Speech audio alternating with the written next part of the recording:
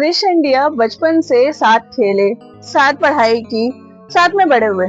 पड़ोसी जो थे, दोनों फैमिलीज एक दूसरे को जानती थी। क्रिश ने एमबीए के बाद अपने पापा का बिजनेस संभाला और इधर टिया की लॉ की पढ़ाई भी पूरी हो चुकी थी। क्रिश की दादी बहुत बीमार रहने लगी, तो उनके मन में भी एक इच्छा थी कि क्रिश की शादी देख लूं। दादी तो चली गई, लेकिन दादी जाने से पहले कह गई कि क्रिश की शादी टिया से हो। क्रिश के लिए ये बात बॉम्ब शेल से कम नहीं थी। जब बात टिया तक पहुंची तो टिया ने क्रिश को बोला, क्रिश शादी तो करनी पड़ेगी। मरता हुआ इंसान जो भी बोलकर जाता है उसे डाइंग डिक्लेरेशन कहते हैं और वो लॉ में एविडेंस बन जाता है।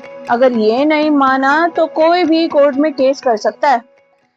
क्रिश और ज्यादा टेंशन में आ गया। शादी का टॉपिक ही ऐसा है कि अच्छा खासा इंसान स्ट्रेस में आ जाता है।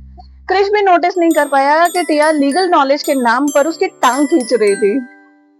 एट द एंड टिया को क्रिश पर तरस आया और आराम से उसे समझाया कि डाइंग डिक्लेरेशन बहुत स्पेसिफिक होती है।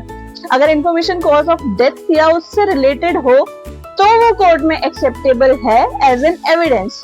ऐसे दादी ने हमारी शादी की बात करती तो उस पर कोई केस थोड़ी ना कर सकता है। क्रिश की तो जान में जान आई। पर क्या डाइंग डिक्लेरेशन की कॉम्प्लेक्सिटीज आपको समझ में आई? कमेंट्स में बताइए and follow for more legal stories.